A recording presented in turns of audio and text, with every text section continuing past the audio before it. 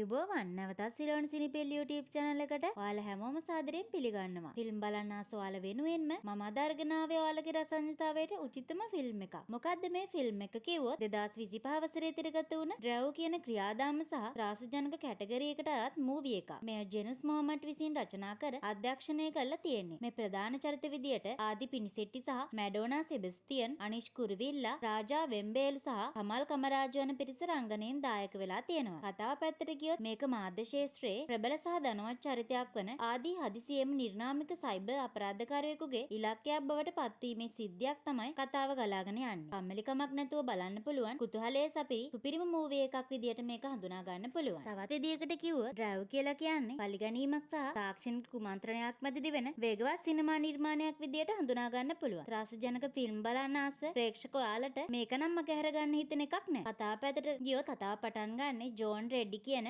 කතානායක පිළිබඳ කෙරෙන හැඳින්වීම. ඔහු තමන්ගේ බලය වැඩි කරගන්න ඕන නිසා ඒ වෙනුවෙන් ව්‍යාජ ගිවිසුමක් රහසේම සිදු කරලා ලන්ඩන් වල පදිංචියට යන්න ප්ලෑන් කරනවා. ඉතින් අන්න ඒ සැලසුමට ඔහුගේ තාත්තට වඩා ඔහු වෙනස් විදියට මේ ගැන ඩීල් ගහනවා. මේක ආණ්ඩු පක්ෂය දැනගන්න එක හේතු කරගෙන හදිසි නිවාඩුවකට රටින් පිට වෙනවා කියලා ජෝන් මාධ්‍ය ප්‍රකාශනයක් කරමින් මේ කරපු ගිවිසුම ගැන අසත්‍ය ගොඩනගනවා. ඔහුගේම මාධ්‍ය වැඩසටහන අතරතුර මාධ්‍යවේදීන් ඔහුගෙන් හරස් ප්‍රශ්න යොමු කරද්දී ඔහු කියන්නේ ඔහුගේ කතාවල ප්‍රතිපත්තියක් තියෙනවා කියලා. ඉතින් කතා අඩුයි වැඩ වැඩි කියලා තමයි කියන්නේ. මේ අතරතුර ඔහුට ෆෝන් කෝල් එකක් එනවා. ඔහුගේ මේ රහස් ඩීල් එක ගැන දැනගත් පුජ්‍යලෙක් ඔහුට මෙම ගනුදෙනුව ගැන විස්තර හරි විදියට සම්මුඛ සාකච්ඡාවට දෙන්න කියලා කියනවා. ඊට පස්සේ ඔහු විස්තරයක් ඉදිරිපත් කර එම සම්මුඛ සාකච්ඡාව අවසන් කරලා තමන්ගේ නිවාසයේ ඉඳන් නැවත ඉන්දියාවට යන්න අවශ්‍ය සැලසුම් ක්‍රියාත්මක කරනවා. ඔහුට තම බිරිඳ රියාගෙන් කෝල් එකක් එනවා. ඇයගෙන් නැණී පුතා කොයිද කියලා අහනවා. තාත්තා හොයමින් ඉන්නවා කියලා කියනවා. එම දරුවාගේ උපන්දිනයට ගිෆ්ට් එකක් ගෙදරට එවනවා කියලා කියනවා. තාත් එනකන් ඒක විවෘත කරන්න එපා කියලා නැණීට කියනවා. ඊට පස්සේ ශ්‍රියා ඔහුට ඉක්මනින්ම ඕවන බලන්න ගෙදර එන්න කියලා කියනවා. ඔහු රෑවෙද්දී එන්නම් කියලා ෆෝන් එක තියෙනවා. ඔහු එම සේවා දායකයන්ට සමු දීලා තමන්ගේ සුභෝගභෝගී මෝටර් රථයෙන් ගමන් කරන්න පිටත් වෙනවා. ඔහු යන අතරමඟදී ඔහුට යාළුවන් දෙදෙනාගෙන් කෝල් අරගෙන සැපදුක් විමසමින් බොහෝ වෙලාවක් කතා කරනවා. ඔහුගේ එක් යාළුවෙක් නළුවෙක් වන අතර අනෙක් යාළුවා ඉෂාන් ඔහු වෛද්‍යවරයෙක් ලෙස රැකියාව කරන බව ප්‍රේක්ෂකයා වෙත ගෙන එනවා. ඉතින් ඕන් නැවතත් එකට එකතු වෙලා සතුටු වෙන්නේ කවදද කියලා කතා වෙන ගමන් ජොයිගේ සල්ලි ගැන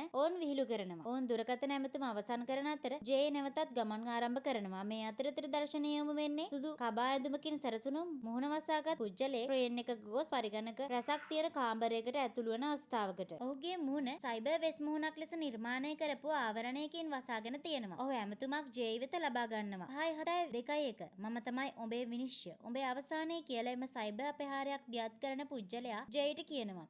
ජේ යහනවා ඔබ කවුද කියලා. ඔහු යහළුවෙක් ප්‍රෑන්ක් එකක් කරනවා කියලා තමයි හිතන්නේ. අර පුජ්‍යලයා කියනවා ඔබ බිසි කියලා ප්‍රෑන්ක් කරන්න වෙලාවක් නැහැ කියලා මම දන්නවා. ඔහු ජෝන්ගේ ෆෝන් එක එයාප්ලේන් මූඩ් ඔන් කරලා ඔහුගේ ෆෝන් එක පාවිච්චි කරනවා. නැවතත් කෝල් එකක් අරගෙන ජේට තර්ජනය කරනවා. ඔහු කට් කරනවා. ඊට පස්සේ ඔහුගේ ෆෝන් එකට මැසේජ් එකක් එනවා. නැවතත් කෝල් එකක් එනවා. උදේ කෝටියයි. කෝටියක් දීපන්. මම ඔබගේ හැම රහසක්ම දන්නවා. ඔබට මතකද මීට අවුරුදු 3කට කලින් අත්තා දවසේ රෑ උඹේ බලය ආයතු ලෙස දූෂිත කණ්ඩායමකට උඹේ තාත්තගේ ප්‍රතිපත්ති ඒ වගේම සාරධර්ම වික්ක කියලා. උඹගේ ඒවට අදාළ රෙකෝඩ් ෆෝන් කෝල්ස් ලියකිවිලි උඹ අස්සන් කරපු ඔකම මල් ළඟ තියෙනවා කියලා කියනවා. දැන් මේ හැමදේම ලෝකෙට අහන්න යන්නේ කියලා කියනවා. ඔය රෝල් පෝස්ටර් එක පටන් ගන්න කොළපාට බටන් එක ඔබන්න කියලා කියනවා. ප්‍රහනාත් අයියර් කෙනෙක්ගෙන් ඔහුට කෝල් එකක් එනවා. උඹයි අර ජාතිවාදී කණ්ඩායම අතර වුණු හුමාරුව ගැන ඔකම ඩේටා තියෙන්නේ මගේ අතේ. හැම දෙයක්ම උණු ගනුදෙනු වල රිසීට් පවා මල් ළඟ තියෙනවා. උඹ යුරෝපයේ කරන දේවල් ඉන්දියාවට බලපාන්නේ නැහැ කියලා හිතුවද කියලා එම් පුජ්‍යලයා කියනවා. ඊට පස්සේ ප්‍රජා මීඩියා ආයතනට ඩීල් ගහලා කියලා නිවුස් එකට යනවා. ඊට පස්සේ ඔහුට සිද්දික් කියන පුජ්‍යලයෙකුගෙන් කෝල් එකක් එනවා. මේ වෙන දේවල් ගැන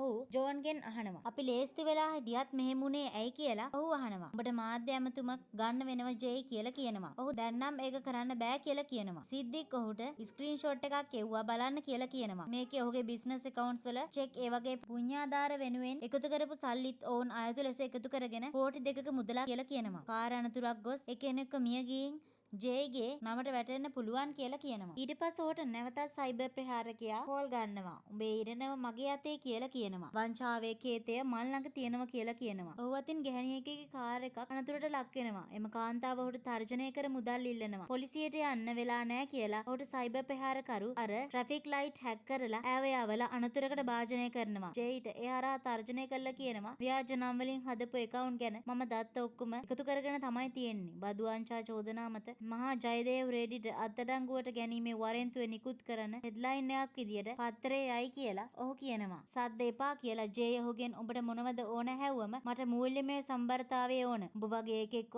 අයින් කළොත් ඒක රටට දවස් 10ක් කන්න දෙන්න පුළුවන් කියලා දන්නවද? උඹලා කළු සල්ලි වලින් පිටරට බැංකු පුරවද්දි අපි දවසට දෙවේලක් කන්න විඳවනවා. ඒක නිසා අපි උඹ හංගපු සල්ලි ගන්නවා. ඒ හින්දා උඹ හංගපු සල්ලි ගන්න එක නවත්තන්න පොලිසියටවත් ආණ්ඩුවටවත් කාටවත් බෑ කියලා ප්‍රහාරකය කියනවා. උඹ ඉවරයි ජෙයි කියලා කිව්වම ජෙයි කල්පනා කරනවා. ඔහුට සයිබර් සිකියුරිටි නිලධාරියා කතා කරනවා. මේක හැක් වුණේ කොහොමද කියලා. ජෙයි අහද්දි අපේ පැත්තෙන් මුකුත් අවුලක් වෙලා නෑ සර්. සර්ගේ පැත්තෙන් තමයි හැක් වෙලා තියෙන්නේ කියලා පුජ්‍යලයා කියනවා. ඔහු පුදුම වෙනවා. සර්ගේ ඩිවයිස් දෙකෙන් එකකින් ලොග් වෙලා වෙන්න ඇති. ගෙදර වයිෆයි හරහා එහෙම කරන්න ඇති කියලා ඔහුටම නිලධාරියා කියනවා. ජෙයිගේ බිරිඳගෙන් කෝල් එකක් මේ අතරතුර එනවා. ඈ නිවුස් දැකලා බය වෙලා ඇගේ ගෙදර අයත් කලබල වෙලා කියලා ජෙයිට කියනවා. ජෙයි ඇව සනසන්න කලබල වෙන්න එපා. මම ඉක්මනින්ම ගෙදර එන්නම්. මේ තත්ත්වය හරියයි කියලා කියනවා. ටීවී එකයි ෆෝන් එකයි ඕෆ් කරන්න. කවුරු ගත්තත් ආන්සර් කරන්න එපා කියලා ඇයට කියනවා. ඔහුට සිද්ධීන් කතා කරලා නැවතත් channel එක බය වෙලා නිෂ්පාදනය අඩුවේ කියලා කියනවා. විකුණලා ඉවරයිනේ. දැන් අදාළ නැහැ කියමින් ජේ කේන්තියෙන් කෑ ගහනවා. මේක කරන්නේ කවුද? ඌ හොඳටම ප්ලෑන් කළා කියලා සිද්ධීන් කියනවා. ඒත් එක්කම ජේ එක් මොබයිල් ෆෝන් ෂොප් එකක් ළඟ මෝටර් රථය නතර කළා. ඔහුගේ සියලුම දුරකථන ලැප්ටොප් ආදී සියල්ලම ක්‍රියාවිරහිත කළා. මෝටර් රථයේ පිටුපස ඩිකියේ බෑග් එකකට දාලා වහනවා. ෂොප් එකට ගිහින් එහි තියෙන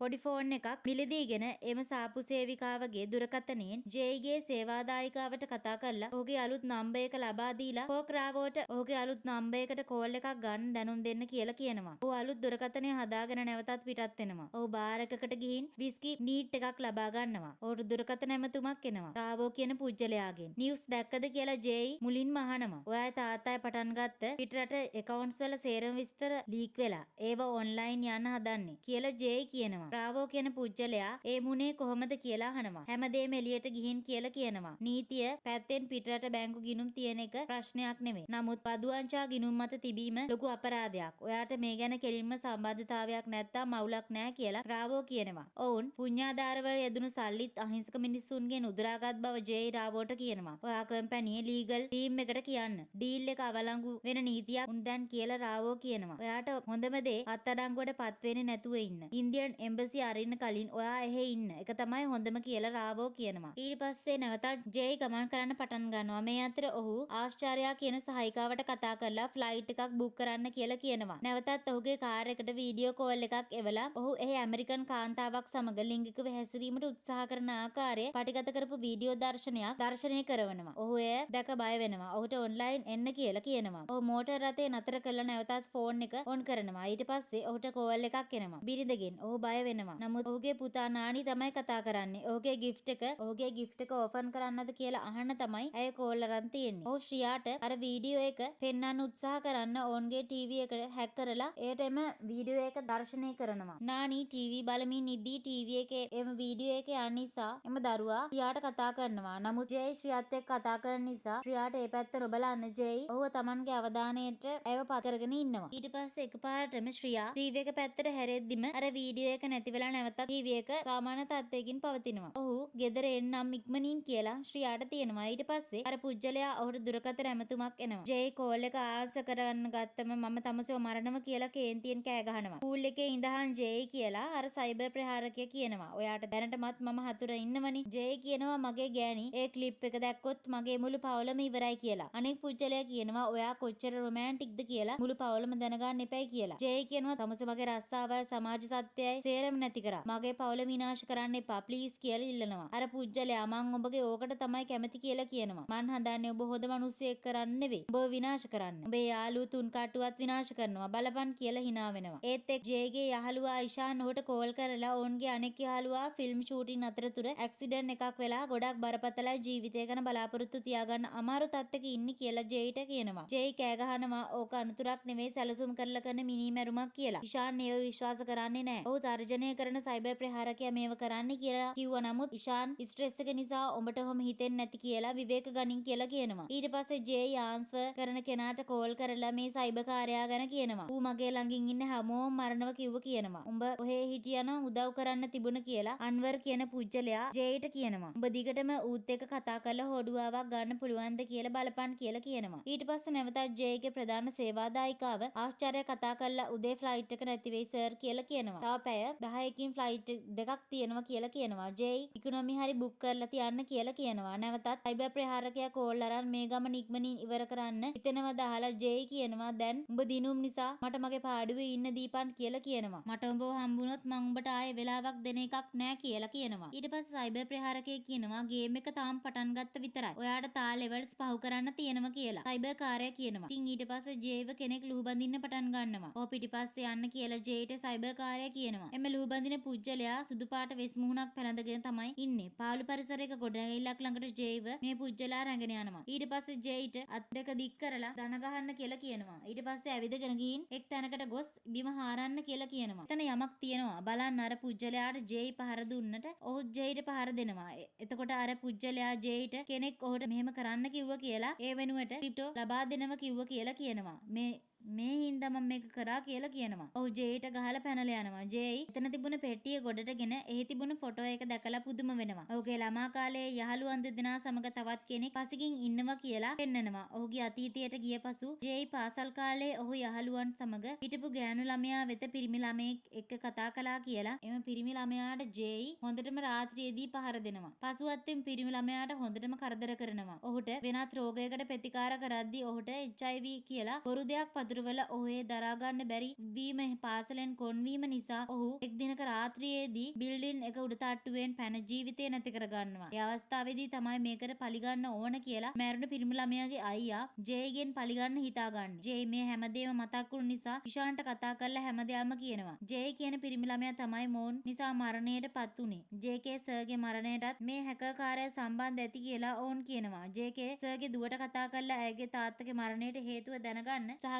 කරනවා. ඒ හිතාගන්න බැරි මරණයක් කියලා එම කාන්තාව පවසනවා. ඒක නැවතත් ඉෂාන්ට කතා කරලා කියනවා. ඔහුටත් පරිස්සම් වෙන්න කියලා. ඊට පස්සේ ඔහුත් කාපු කෑම එක නිසා ඔහුට හුස්ම ගැනීමේ අපහසුතාවයක් ඇවිත් ඔහු සිහිසුන් වෙනවා. ජේ ඊට පස්සේ රාහුල් කියන කෙනෙක්ට කතා කරලා ඔහුව බේරගන්න කියලා කියනවා. හොස්පිටල් රැගෙන යන්න කියලා කියනවා. ජේ නැවතත් ගමන් කරන්න පටන් ගන්නවා. හැකර්කාරයා උදෙස බලාගෙන ඉන්නවා. ජේ ශ්‍රියාට කතා කරලා ලන්ඩන් යන්න අද රෑම ලෑස්ති වෙන්න කියලා කියනවා. ඇයට ඉක්මනින් බඩු ලෑස්ති කරගෙන ඉන්න ඔහු එන ගමන් කියලා කියනවා. ජේට නැවතත් හැකර්කරු ගැන දන්න දේවල් අන්වර් කියන කෙනාට කියනවා. ඒත් එක්කම නැවතත් හැකර්කරු කෝල් එකක් අරගෙන ජේයි නැවතත් හැකර්කරු කෝල් එකක් ජේට අරගත්තම ජේයි ජෝන්ට උන්න දේ ගැන කනගාටු වෙනවා. දුකයි අතීත සිදුවීම් ගැන කනගාටු වෙනවා කියලා කියනවා. හැකර්කරු කියන්නේ ඔවුන්ට අහිංසක බලාපොරොත්තු එක්ක හරි ලස්සනට පොඩි කාලේ ජෝන් එක්ක ජීවත් වුණා කියලා. ජෝන් ගොඩක් ආසාවෙන් හිටියේ ඇස්ට්‍රොමෝ කෙනෙක් වෙන්න කියලා. ජෝන් මැරිලා අවුරුද්දක් යද්දි අම්මත් ස්ට්‍රෙස් හැදිලා මැරුණා. ඔබ මගේ සේරම දේවල් උදුරගත්තා. මගේ එකම ආසාව උඹේ හැමදේම උදුරගෙන උඹ බින්දුවටම දාන එක. ජේයි මං දැනටමත් බින්දුවේ ඉන්නේ. දැන් මුකුත් නැහැ. අනේ ප්ලීස් ඕක නවත්තපන් කියලා ජේයි ඔහුට කියනවා තමගම නවත්තපන්. උඹ ඔහොම කියන එක නවත්තපන්. උඹේ ගෙදරට පාල්සරයක් යවුවේ රතිඤ්ඤ 10000ක සෙට් එකක් බෝම්බයක් යකෝ. උඹට තියෙන්නේ සීමිත කාලයක්. උඹ පොලිසියට කිව්වොත් බෝම්බේ පුපුරනවා. මගේ නම කිව්වොත් සෙල්ලම නවත්තනවා. ඔහු දන්නේ නැහැ කියලා කියනවා. ගෙදර අයට යන්න දීපන් කියලා කියනවා. උඹ මං කියන තැනට ගිහින් පල්ලිය ඇතුලේ තියෙන දොරවල් ඇරලා පාස්වර්ඩ් එක ගහපන්. 1 2 7 8 ඒකේ ඉන්න කෙල්ලෝ විකුණන්න ගෙනාපුන්. උන්න බේරගෙන රුසියන් කාරයෝ උඹව දැක්කොත් උඹ තීරණය කරපන්. උන්ගෙන් මැරුම් කනවද නැත්නම් බේරිලා පැනලා යනවද? පහර දීලා කියලා. මේ ක්‍රම තුනෙන් එකක්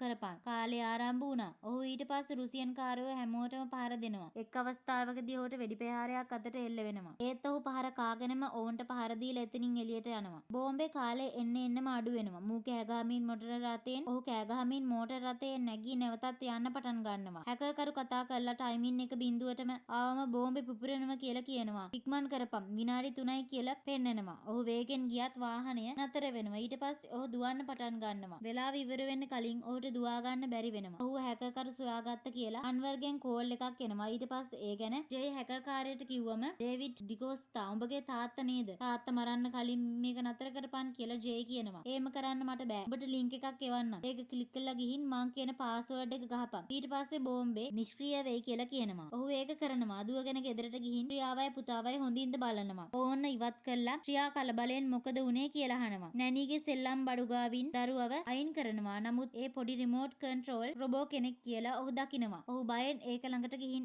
ඒක ඕෆ් කරනවා. බෝම්බයක් එහි නැති බව ඔහු දකිනවා. නැවතත් හැකර්කරු කතා කරලා ලෝකයේ ආරක්ෂිතම ඩේටාබේස් එකට ඇතුළු වෙන්න තියෙන යතුරු තමයි උඹ අර ගහපු පාස්වර්ඩ් එක. උඹ දැන් සාර්ථකව CIA සර්විස් හැක් කළා. උඹ දැන් ලෝකෙම හොයන හැකර් කෙනෙක්. උඹ අර කෝඩ් එක ගහන වෙලාවෙම ඇමරිකන් එම්බසියට එලාම් එක වැදුනා. උඹේ ගෙදර ඉස්සරහට ඇවිත් උඹව අත්අඩංගුවට ගනීවි. ඇමරිකාවේ හිරගෙදර අවුරුදු 20ක් හිරබත් කාපන්. එතකොටම ඇමරිකන් පොලිසිය ඇවිත් ජේයිව අල්ල ගන්නවා. ජේයි උඹට සමාවක් නෑ කියමින් වසර 6කට පසු ඔහු හිරෙන් නිදහස් වෙලා හැකර්කරු සොයාගෙන ඔහුට ෆෝන් කෝල් එකක් දීලා දැන් ඔබෙන් මන් පලිගන්න පටන් ගන්නවා කියලා කියනවා සමගම මූවි එක අවසන් වෙනවා. මේක අභිරහස් ත්‍රාසජනක නිසා ඔයාලා ගොඩක් ආසාවෙන් රස විඳින්න නැති කියලා මං හිතනවා. එහෙනම් නැවතත් සුපිරිම මූවි එකකින් හමු වෙනකම් ඔයාට සුබ දවසක්. මගේ channel එක subscribe කරලා වීඩියෝ එකට like එකක් දාන්න අමතක කරන්න එපා.